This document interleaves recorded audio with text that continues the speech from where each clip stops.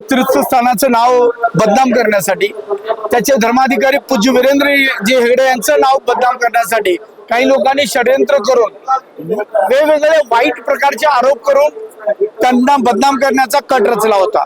पण सत्य जनतेच्या समोर आलंय आणि आमचा प्रश्न इतकाच आहे की हिंदू तीर्थस्थळांनाच का टार्गेट केलं जातं।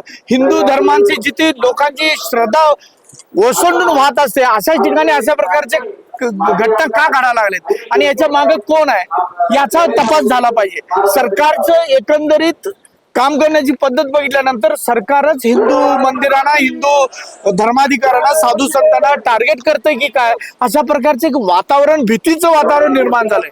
सबंध जगामध्ये 365 दिवसामध्ये 4000 सण साजरा करणारा एकमात्र देश भारत देश आहे। एकमात्र समाज हिंदू समाज आहे। त्या हिंदू समाजाला टार्गेट करण्याचं कारण काय हे हा मोठा प्रश्न आहे आणि अशा प्रश्नांची उत्तरं शोधण्यासाठी अशा भर पावसात जनता रस्त्यावर उतरते। ह्याचं जिवंत उदाहरण ही बेळगावची मौन रॅली।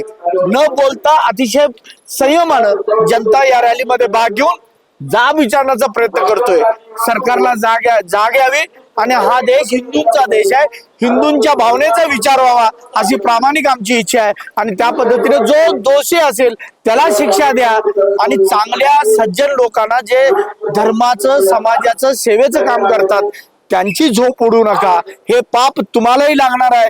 हे हिंदू धर्माला मानत असाल तर तुमची झोप उडेल, तुम्हालाही हे भोगावं लागेल, याची काळजी घ्यावी असं आमचं प्रामाणिक मत आहे।